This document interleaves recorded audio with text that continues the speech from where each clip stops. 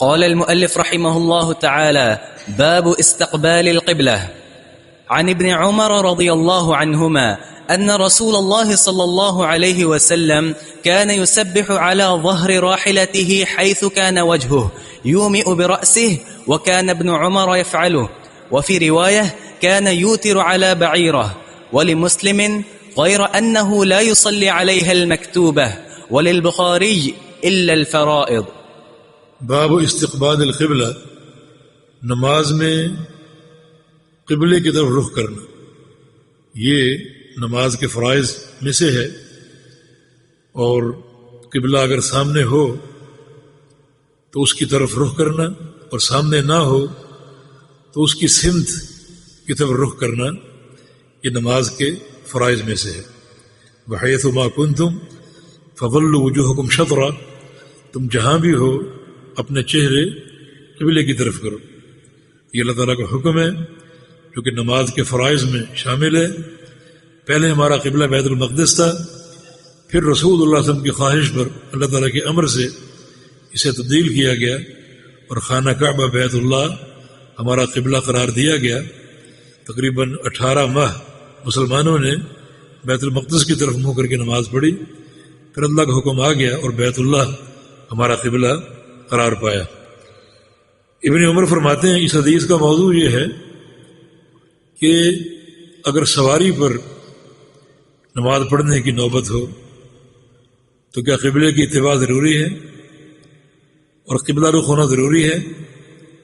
تو یہ روایت ابن عمر کی ہے رضی اللہ عنہما، فرماتے ہیں کہ ان رسول اللہ صلی اللہ علیہ وسلم کان یسبح علی ظہر راحلتہ حیث کان وجہہ۔ یسبح بمعنی یتنفل، کہ نبی علیہ السلام نفل ادا کرتے تھے، کانوا یسبح نفل ادا کرتے تھے، علی ظہر راحلتہ اپنی سواری کی پشت پر، یعنی سواری پر سوار ہوتے اور سواری کی پشت پر آپ بیٹھے بیٹھے نفل پڑھا کرتے تھے۔ حیث کان وجہہ، سواری کا منہ، اور یہ آپ کا منہ کسی بھی طرف ہو، آپ کا رخ کسی طرف بھی ہو، یوم ہو برا سے ہی آپ ان نوافل میں، اس نماز میں اپنے سر سے اشارہ کیا کرتے تھے۔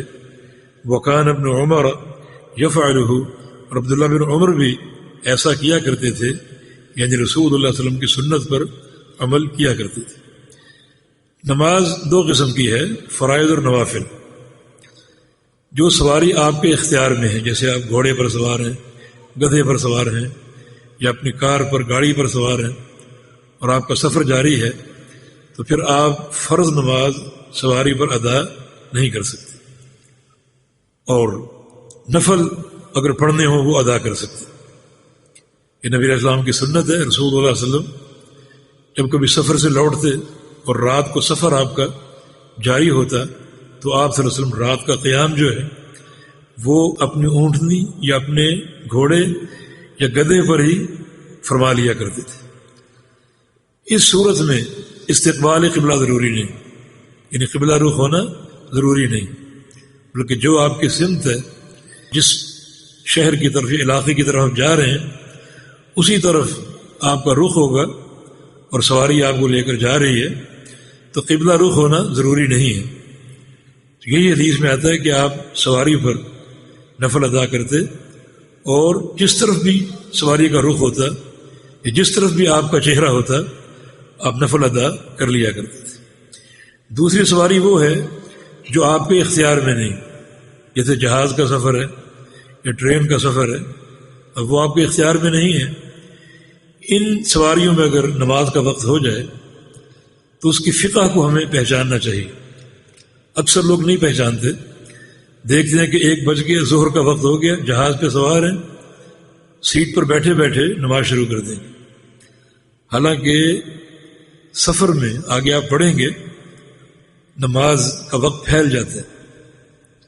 اب 1 بجا ہے، ظہر کا وقت ہو چکا ہے یقیناً، لیکن گھنٹے بعد، 2 گھنٹے بعد آپ کی فلائٹ اتر جائے گی، تو آپ اتر کر نماز پڑھ لیجئے۔ یہ وقت پھیلا دیا گیا ہے سفر میں۔ اب ظہر کا وقت پھیلتے پھیلتے مغرب تک چلا گیا عصر کے ساتھ۔ ظہر اور عصر 2 نمازیں جمع کی نمازیں، ان کو آپ جمع کر سکتے۔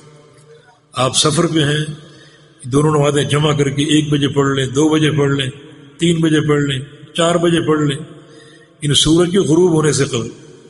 اس کا فائدہ یہ ہوگا کہ آپ اطمینان سے اتریں گے اور پورے ارکان کے ساتھ نماز ادا کر لیں گے۔ لیکن بالفرض اگر آپ کا جہاد ایسا ہے جیسے عصر کی نماز، آپ سفر کر رہے ہیں اور سورج غروب ہونے جا رہے ہیں، اب عصر کی نماز فوت ہو رہی ہے، وقت آپ فوت نہیں کر سکتے، وقت کی بڑی اہمیت ہے۔ اب آپ سواری پر ہی عصر کی نماز ادا کیجیے، قبلہ رخ ہونا بھی ضروری نہیں، اگر قبلے کی سمت ہے، رخ متعین ہے، ہونا ممکن ہے تو آپ کر لیجئے، اگر ممکن نہیں ہے تو ضروری نہیں۔ لیکن یہ وہ سواری جو آپ کے اختیار میں نہیں۔ تو سفر میں اور سواری میں ہمیں نماز کی فقہ کا علم ہونا چاہیے۔ شریعت نے یہ وسعت دی ہے کہ آپ نمازیں جمع کر لیں، اطمینان سے جمع کر کے سفر شروع کر دیں، اور کوئی مشکل نہیں، کوئی تنگی نہیں ہے۔ میں خود اس واقعے کا شاہد ہوں۔ ہم عمرے کے لیے جا رہے تھے، دبئی ایئرپورٹ پہ رکے ہوئے تھے، وہاں تقریباً 2-2:30 بجے جہاز اترا۔ ہم نے ظہر اثر جمع کر لی، پڑھ لی۔ کچھ لوگوں نے جمع نہیں کی کہ ہم اثر اپنے وقت پر پڑھیں گے۔ اب وہ جہاز پر تقریباً 4 بجے سوار ہوئے۔ جب جدہ جہاز لینڈ کر رہا تھا سورج غروب ہو چکا تھا۔ اب وہ پریشان بھاگے پھر رہے ہیں، کہاں وضو کریں، کہاں نماز پڑھیں، حالانکہ وقت بھی فوت ہو چکے۔ یہ پریشانی کیوں ہے؟ اس لیے کہ ہم نے شریعت کو پس پش ڈال دی۔ نبی علیہ السلام نے سفر میں یہ سہولتیں دی ہیں، نماز کا قصر اور نماز کی جمع۔ تو یہ سفر میں اس فقہ کو سمجھ کر ہمیں اپنے سفر کا آغاز کرنا چاہیے۔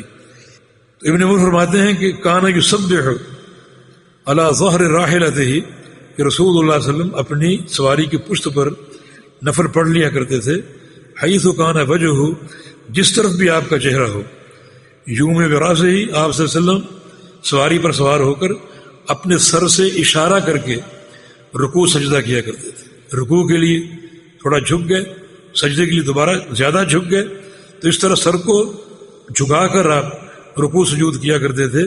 وکان ابن عمر یفعلہ، ابن عمر بھی نبی علیہ السلام کے اس طریقہ پر عمل کیا کرتے تھے۔ وفی روایت کان یوتر علی بعیرہ، ایک روایت میں یہ الفاظ ہے کہ رسول اللہ علیہ وسلم اپنے اونٹ پر وتر کی نماز بھی پڑھ لیا کرتے تھے، اونٹ پر وتر کی نماز بھی پڑھ لیا کرتے تھے۔ ولی مسلم، صحیح مسلم میں الفاظ ہے کہ غیر انہ لا یصلی علیہ المکتوبہ، کہ رسول اللہ علیہ وسلم سواری پر فرض نماز نہیں پڑھتے تھے، فرض نماز نہیں پڑھتے تھے، نفل پڑھا کرتے تھے۔ اس سے ثابت ہو کہ وتر جو ہے وہ فرض نہیں بلکہ نفل ہے، لیکن ایسا نفل ہے جو کہ بڑا مؤکد ہے، کیونکہ رسول اللہ علیہ وسلم نے نفل یا وتر کبھی نہیں چھوڑا، پوری زندگی کبھی نہیں چھوڑا۔ اور بعض محدثین کا قول ہے کہ وتر چھوڑنے والا احمق، آپ نے کبھی وتر نہیں چھوڑا۔